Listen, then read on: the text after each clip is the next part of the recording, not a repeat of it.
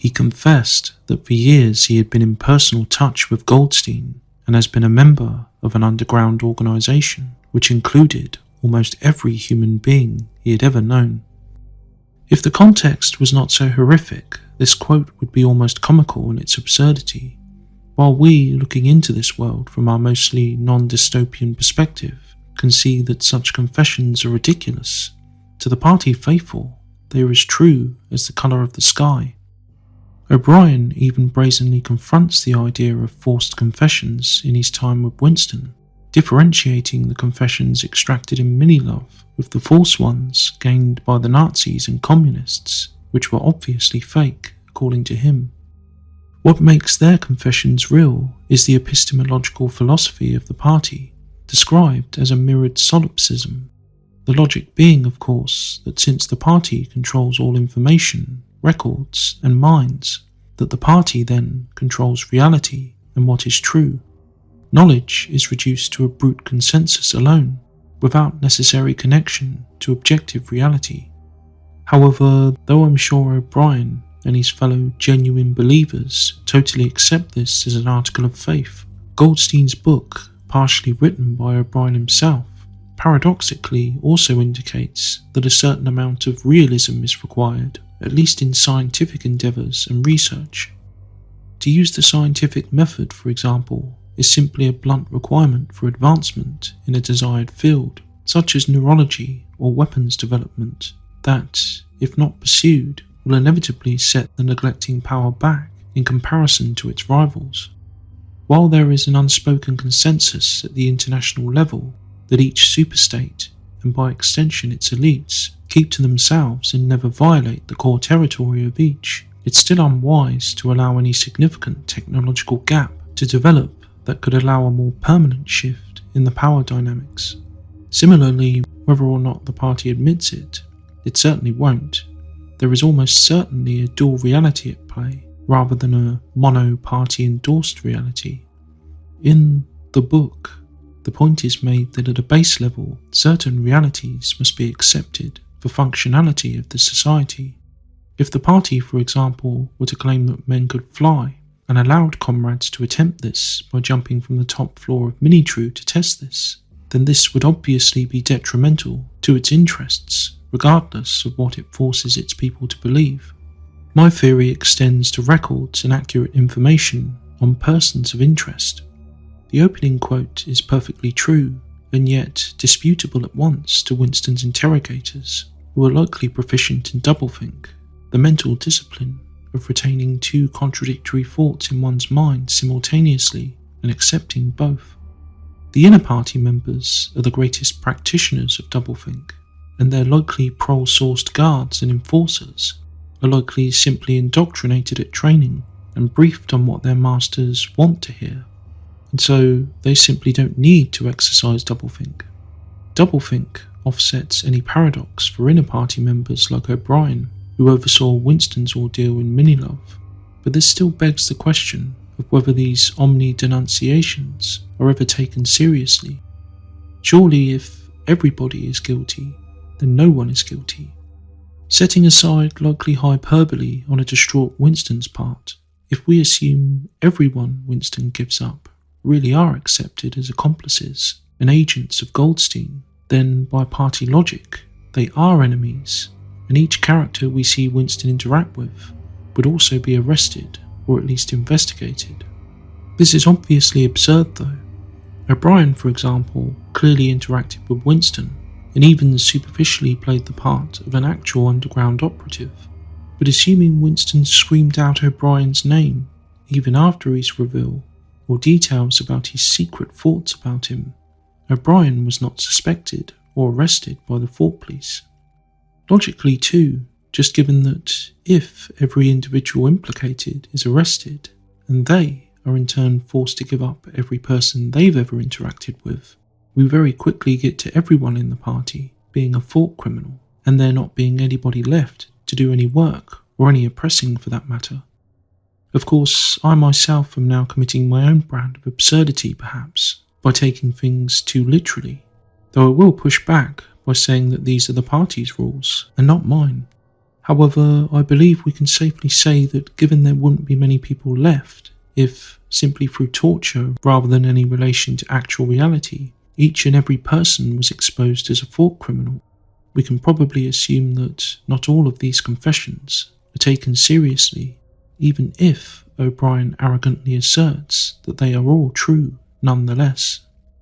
Though thought crime is likely fairly common, I think the amount of actual arrests and reintegrations in mini-love would, for practical reasons, in the same realm as our aforementioned flying man scenario, have to be controlled and restricted to a certain quota, just so as not to undermine the efficiency of the outer party as a whole, as they are, after all, the so-called hands or civil service of the state, and must maintain at least a certain number of efficient workers for the system as a whole to be maintained. We see this played out in history too. During the Great Purge of Stalin's reign, there were quotas for those to be arrested and murdered. Most of the time, the horrors attached to this are on the fact of a minimum, regardless of disloyalty or guilt, to be arrested. However, there may have been a restrictive element to it too. As paranoid as this real-world dictator was, he wasn't stupid enough to accelerate it to levels of a total standstill, was he? Well, two interesting examples where this arguably happened to an extent were in the army and the medical profession. It's no secret that Stalin's purge of the Red Army weakened the Soviet ability to combat the Nazi invasion, at least earlier on in the conflict. In the case of Stalin's last purge of the Jewish doctors close to his end, this arguably contributed directly to his own demise. Stalin had believed there was a Jewish conspiracy among Moscow's doctors to assassinate Soviet leaders, which resulted in there being a conspicuous vacuum of expertise when Stalin himself suffered the stroke that eventually killed him in early 1953. The question is, would the party be similarly reckless? Are there cases where the thought police go too far in their arrests and a department grounds to a halt? Well, going off of the limited time period of the novel's plot, there's no reason to suspect there's any significant inefficiency outside of the norm. The great work of Hate Week was seemingly accomplished in a satisfactory way, with the workers at Minitrue, including Winston, even instinctively knowing what they had to do without being overtly ordered. That is, change all public records to accord with the unspoken new reality of a change in the current enemy. Winston never suggests there's a chronic shortage of staff or there is any crippling inefficiency outside of the general scarcity, which we know is deliberate on the party's part anyway. This would suggest that the party, unlike Stalin in the two aforementioned examples, was restrained and methodical in its arrests and general purges. Would every individual implicated by Winston then be arrested, or at least investigated? Well, probably not. O'Brien, by the sheer fact of running Winston's interrogation, could not investigate or arrest himself. He has played the part of a rebel, and given doublethink, these supposed heretical words and actions can be safely dismissed by his peers. Outside of O'Brien, another named individual who seems highly unlikely to have been suspected of heresy is Catherine Smith, Winston's estranged wife. Since we later hear that Winston was, in addition, forced to confess to her murder, even though both he and his interrogators knew she was still alive, also contradicts a literal reading of the opening quote. Technically, it's possible that Catherine could have been exposed as a Goldsteinite and murdered by Winston too, but I get the impression the whole murder charge was likely framed as a murder of a good party member, though I could be wrong. What likely happened here is that Winston divulged everything about Catherine too, even his embarrassing sexual history with her, and his near murder of her, which, ironically enough, was then twisted into a reality given his confession. Such a relatively small contradiction certainly didn't fall into the fundamental camp of scientific method, maths, or basic physics mentioned before.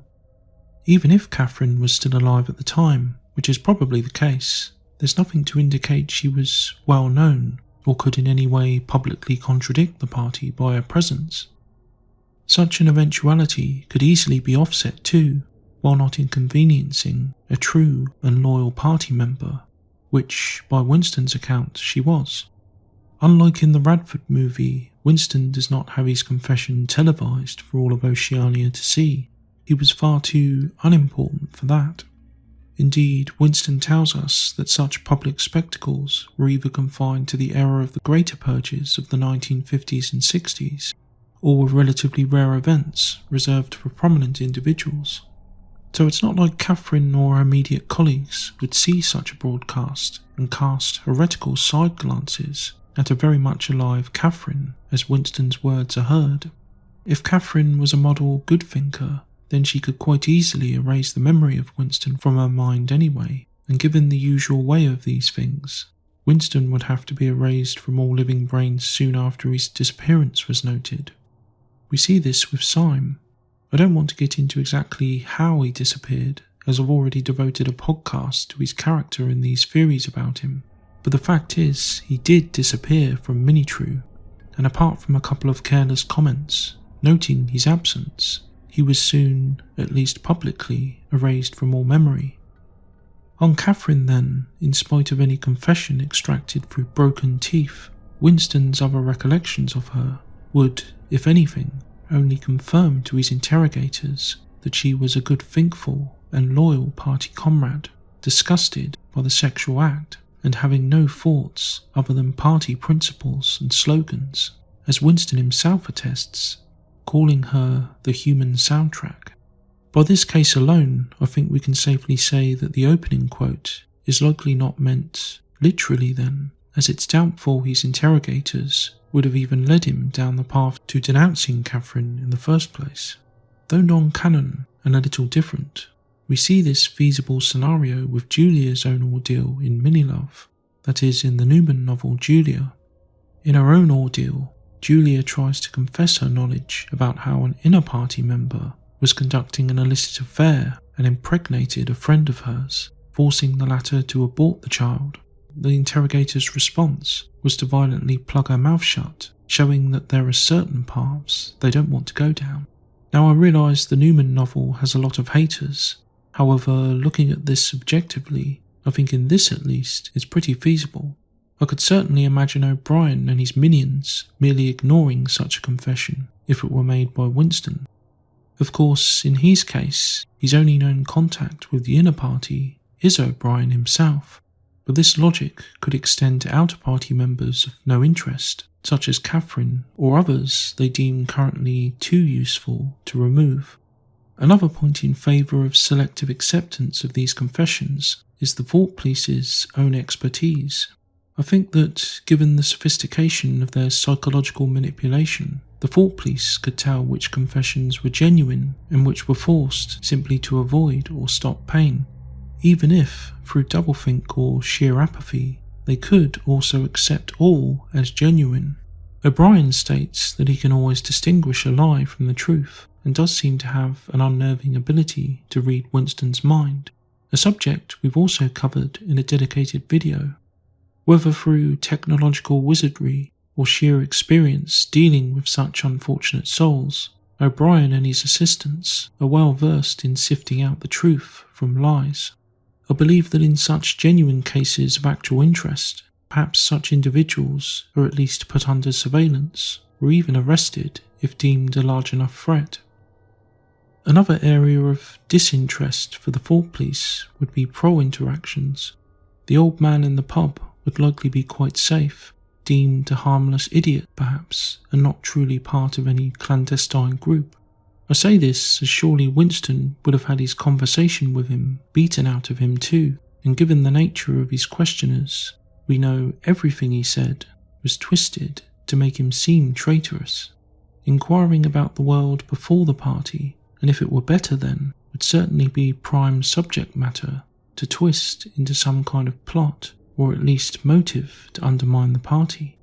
I believe that of those who are led to, or at least most of them, if they are denounced, then these individuals are likely already a person of interest. Perhaps Syme's arrest earlier in the novel saw him screaming out Winston's name as a suspected thought criminal. Winston certainly believes that Syme sees through him to an extent. Winston, of course, was already being heavily watched at this point and throughout the novel, so any confession of suspicion from Syme would have been a proverbial cherry on top for his interrogators. So even if Winston did indeed mean his words literally, that he did pretty much confess that everyone he knew was in some way a traitor too, I think only some of these would have been arrested or investigated on the strength of this alone. That Winston merely confesses to, but not necessarily make it true until his interrogators accepted it as such. Perhaps this is all part of a sick game they play sometimes, where they lead victims to give up an individual only to have them walk it back, with the new crime being that of falsely confessing. I certainly wouldn't be surprised anyway. Focusing briefly again on the non-canon Julia novel, we do see such a feasible scenario play out with the Parsons family. Tom Parsons, following canon, ends up in Minilove and eventually Room 101 itself. Julia overhears a conversation between two inner party members and learns that Mrs. Parsons was arrested at some point after her husband, while their two children were shot during the arrest. Perhaps Tom had given her up through intermittent screams and broken teeth, and, given she was already a person of interest, in this case the Thought Police acted. To me, this scenario is not unlikely at all. In the canon original, Winston is sure that Mrs. Parsons would be denounced by her children, and so presumably vaporized at some point. Perhaps she was in the non-canon work. I'm only assuming here that her husband was forced to confess to her treachery. It's possible one or both of her kids denounced her too shortly after their father in canon. That the children were killed during her arrest could suggest some resistance, though it could just as easily have been a cruel additional act on the Thought Police's part. So, to broadly answer the question and to summarise, no, not every false confession will be taken seriously, though some will, likely because the victims doing the confessing are led to these confessions, and those individuals implicated are already persons of interest that the Thought Police want to eventually bring in. People not taken seriously, even if victims are simply randomly shouting out names of individuals, will be inner party members, at least most of the time, and Proles, who the party, barring exceptional individuals deemed genuine threats, does not care about anyway. Another class of exception we covered are particularly good-thinking individuals, like Winston's wife. I think the party does in the end rely on a core of genuine believers in the outer party, and not simply on fear and coerced false compliance alone. Though not out of love, but purely out of practicality and knowledge that these people are valuable, I think it would take genuine hard evidence for such individuals to really be arrested on the basis of a confession. So that's what I think anyway on whether forced confessions are taken seriously. Yes and no, but what are your thoughts on this? Are all confessions extracted in Minilove automatically true and acted upon? Let us all know in the comments section. And remember, you know what is in Room 101. Everyone knows what is in Room 101.